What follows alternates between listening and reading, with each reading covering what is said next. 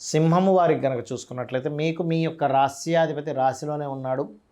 17వ తేదీ వరకు అక్కడే ఉంటాడు. అదేవిధంగా కేతుతో కలిసి ఉన్నాడు. మరియు 12లో గురువు ఫ్రీ అయిపోయినటువంటి గురువు 11 కుజుడు, ఆ కుజుడు 19వ తేదీకి మారుతున్నాడు. 2వ స్థానంలోకి ఉచ్చస్థితిలోకి వెళ్తున్నటువంటి బుధుడు 7వ తేదీ నుంచి మారుతున్నాడు. 3వ తేదీ నుంచి శుక్రుడు 3లోకి వెళ్ళిపోతున్నాడు. 2లో ఉన్న నీచ శుక్రుడు మారిపోతున్నందుకు కొంతవరకు ఫైనాన్షియల్ విషయాల్లో కూడా కొంత మార్పులు వస్తాయి మీకు. సప్తమ రాహు, అష్టమ శని, ఇక చంద్రుడైతే 2.5 రోజులకు తిరుగుతూ ఉన్నాడు.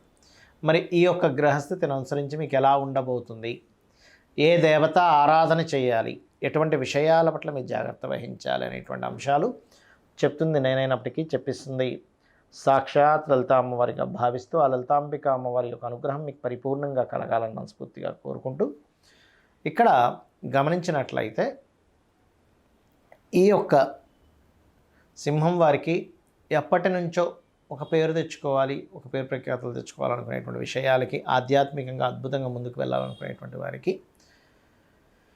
ఇప్పుడు ఉన్నటువంటి ఈ రవి ఎప్పుడైతే ఓన్ హౌస్లోకి వస్తున్నాడో ఇది ఒక రకంగా పేరు ప్రఖ్యాతులను ఇస్తుంది. అది కూడా 16, 17 తేదీ వరకు కూడా మంచి యోగం ఉంది. అయితే ఇందులో మరలా మీకు ఎప్పుడైతే ఈ 10, 11 తేదీలు ఉన్నాయో ఈ 10, 11 తేదీల్లో కొంచెం చంద్రుడు పర్టికులర్గా ఈ రవి, చంద్ర, కేతు ఈ కాంబినేషన్స్ వల్ల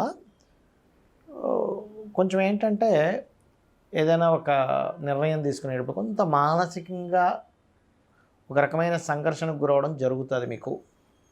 ధనస్థానంలోకి ధనాధిపతి 7వ తేదీ నుంచి మారుతున్నాడు కాబట్టి ధనపరంగా చాలా బాగుంటుంది. కాకపోతే 19వ తేదీ వరకు కుజుడు దృష్టి ఉంది కాబట్టి కుటుంబ సభ్యుల్లో బంధువర్గంతో కొన్ని గొడవలు ఉంటాయి. కొంతమంది స్త్రీల యొక్క పరిచయం కూడా ఉంది 3వ తేదీ నుంచి శుక్రుడు మారుతున్నందుకు. కాకపోతే ఎట్టి పరిస్థితుల్లో కూడా మీరు ఈ యొక్క 16, 17 తేదీలు ఇన్వెస్ట్మెంట్స్ విషయంలో చాలా జాగ్రత్తగా ఉండండి. 16, 17 తేదీలు. అదేవిధంగా ఈ 24, 25 తేదీలు వివాహ నిర్ణయాలు ఎట్టి పరిస్థితుల్లో చేసుకోకండి. 26, 27, 28 తేదీలు కాస్త వాటర్ ప్లేసెస్కి వెళ్ళినప్పుడు కొంచెం జాగ్రత్తగా ఉండండి.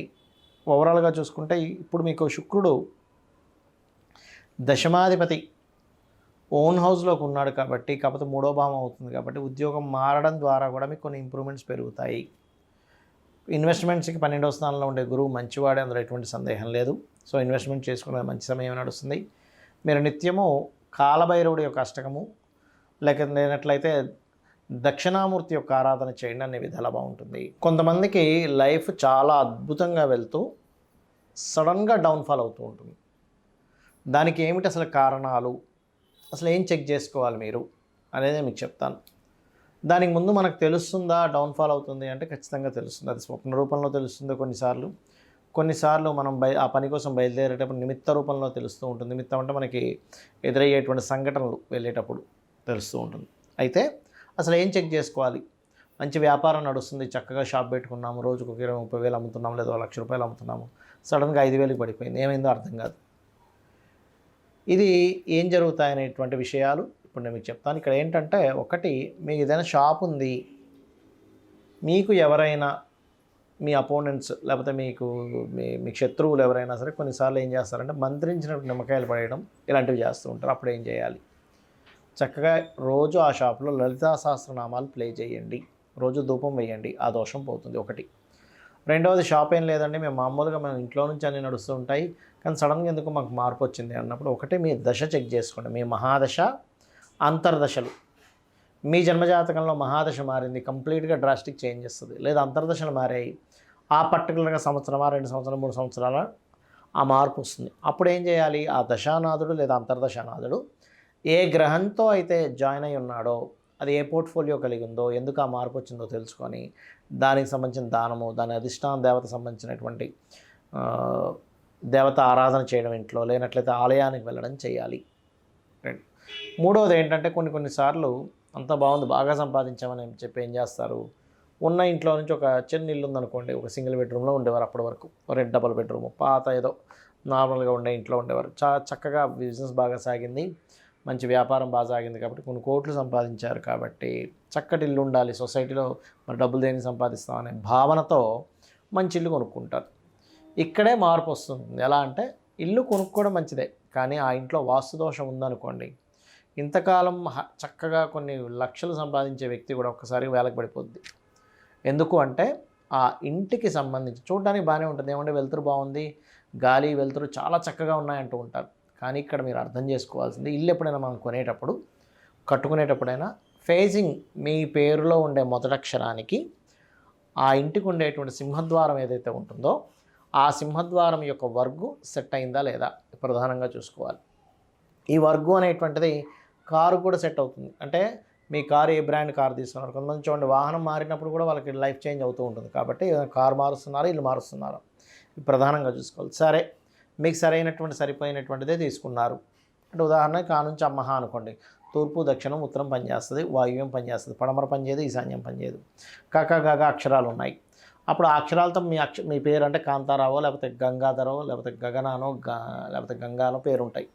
అప్పుడేంటి, అప్పుడు మీకు ఆగ్నేయము ఈశాన్యం ఉత్తరం పనిచేస్తుంది, మిగతావి పెద్దగా పనిచేయవు. అదేవిధంగా చ జ అక్షరాలతో మీ పేరు ఉంది అంటే చందను చందన ఇట్లా పేర్లు ఉన్నాయి, జా అంటే జానకి ఇట్లా పేర్లు ఉన్నాయి. అప్పుడు మీకు తూర్పు పనిచేస్తుంది, పడమర మధ్యద్వారం పనిచేస్తుంది, ఈశాన్యం పనిచేస్తుంది, మిగతా పనిచేయవు, ఉత్తరం మధ్యద్వారం పనిచేయదు, దక్షిణం పనిచేస్తుంది. ఇలా వర్గు శాస్త్రం అనేటువంటిది ఒకటి ఉంటుంది. ఆ వర్గు పరంగా మీకు డోర్ ఓకే ఫేసింగ్ ఉంది, కానీ డోర్ ఎక్కడ ఉంది అనేది ముఖ్యం. మెయిన్ డోరు పదము అంటారు వాస్తులో, పదం పరంగా డోర్ ఉందా లేదా చెక్ చేసుకోవాలి. సరే, పదం పరంగా డోర్ ఉంది కానీ ఇంకా ఎక్కడో లోపిస్తుంది అన్నప్పుడు లోపలికి ఎంటర్ అయిన తర్వాత మీరు వేసుకునే రంగులు, మనకి వాస్తుశాస్త్రంలో పర్ఫెక్ట్గా పంచభూతాలు ఏవైతే ఉంటాయో వాటికి సంబంధించిన పాజిటివ్ కలర్స్ ఉండడం కరెక్ట్. వాటికి వ్యతిరేకమైనటువంటి కలర్స్ ఉంటే కూడా అది స్టాప్ చేస్తూ ఉంటుంది మన యొక్క అదృష్టాన్ని. ఇక మరొక విషయం ఏంటంటే ఇంట్లో పెట్టుకునే వస్తువులు, ఎక్కడ ఏ వస్తువు పెడుతున్నాం. ఒక్కోసారి జోన్స్ మారిపోవడం వల్ల కిచెన్ రావాల్సిన ప్లేస్లో కిచెన్ రాదు. మనం అనుకుంటాం ఆగ్నేయంలో కిచెన్ పెట్టాం కదా అని. అదేమవుతుంది, కిచెన్ ఎప్పుడైతే ఆగ్నేయంలో కాకుండా వెనక్కి వచ్చేసిందో, తూర్పు ఆగ్నేయంలోకి వెళ్ళిపోయిందో అది పనిచేయదు. అక్కడ ఫైనాన్షియల్ లాసెస్ వస్తూ ఉంటాయి. ఇవాళ రేపు ఏంటంటే ఒక 30-40 ఏళ్ళ నుంచి మనకి బ్లాక్ బండ వేసుకోవడం అలవాటు అయిపోయింది. అగ్ని ఈజ్ ఆగ్నేయం. అగ్ని దగ్గర కోల్డ్కి సంబంధించిన కలరు, వాటర్కి సంబంధించిన కలర్ బ్లాక్ అవుతుంది. అప్పుడు అది ప్రాబ్లం అవుతుంటుంది. ఈ రకంగా బ్లాక్ బ్లూ కలర్స్ ఉండడము ఆగ్నేయంలో లేనట్లయితే పర్టికులర్గా ఇంట్లో పెట్టుకునే వస్తువులు తప్పుగా ఉండడం, టాయిలెట్స్ తప్పుగా కట్టుకోవడం ఇలా జరుగుతూ ఉంటుంది. చాలామంది నేను కొన్ని వేల లక్షల ఇల్లులు చూసిన తర్వాత వాళ్ళ లైఫ్స్లో ఎందుకు ఈ మార్పు వచ్చిందని తెలుసుకున్న తర్వాత చూస్తే ఇల్లు మారడం, ఆ మారిన ఇల్లు వాస్తు సరిగ్గా లేకపోవడం వల్ల. అలా కాదండి, వాస్తు ఇంకా బాగుంది, ముందు ఇల్లు కంటే వాస్తు ఇల్లు ఇంకా బాగుంది అన్నప్పుడు ఇంకా మంచి మార్పు వస్తుంది వారికి. కాబట్టి దయచేసి మీరు ఇల్లు మారేటప్పుడు, వాహనం మార్చేటప్పుడు ఖచ్చితంగా మీరు ఏ సమయంలో తీసుకుంటున్నారు. ఇంకొకటి, ఒక్కొక్కసారి ఏమవుతుందంటే మంచింట్లోకి వెళ్ళారు కానీ వీళ్ళు వెళ్ళిన టైం కరెక్ట్ కాదు. అంటే 4th హౌస్ పాడైనటువంటి మహాదశ అంతర్దశ నడిచేటప్పుడు ఇల్లు మారుతారు. అప్పుడు ఏమవుతుంది, వీళ్ళు మహాదశ అంతర్దశలు పాడయ్యాయా లేదా ధనహీనతా యోగం నడుస్తూ ఉంటుంది ఒక్కొక్కసారి, అప్పుడు ఇల్లు మారుతారు. ఇల్లు మంచిదే కానీ మీకు దశలో ధనహీనతా యోగం ఉన్నప్పుడు ధనం పరంగా ఇబ్బంది పడుతూ ఉంటారు. కాబట్టి ఇవి పర్టికులర్గా చెక్ చేసుకోవాలి, గుర్తుపెట్టుకోండి. ఇవి చెక్ చేసుకొని మీరు కనుక మారినట్లయితే, మంచింట్లోకి వెళ్ళినట్లయితే మన జీవితం చాలా బాగుంటుంది. చాలామంది ఏమనుకుంటారు, ఏముందిలే వెలుతురు గాలి వెలుతురు బాగానే ఉంది, గాలి వెలుతురే అనుకుంటాం. గాలి వెలుతురే వాస్తు అయితే విశ్వకర్మ ఇంత పెద్ద గ్రంథం రాయడు ఆయన. గాలి వెలుతురు ఉంటే బాగుంటుందని ఒక ముక్క రాసేసి వదిలేసేవాడు కాదు కదా. దానికి ఆయం ఉంటుంది. ఇంట్లో ఎక్కడ వెలుతురు ఎక్కువ ఉండాలి, ఎక్కడ తక్కువ ఉండాలో ఉంటుంది. మరియు ఇంట్లో ఏ వస్తువు ఎక్కడ వాడాలని ఉంటుంది. వస్తువుతో సహా ఉండేదే వాస్తు, అంతేగాని కేవలం గృహ నిర్మాణం ఒకటే కాదు, గుర్తుపెట్టుకోండి. కాబట్టి ఈ జాగ్రత్తలు ఖచ్చితంగా తీసుకోండి, నీ జీవితం అద్భుతంగా ఉంటుంది.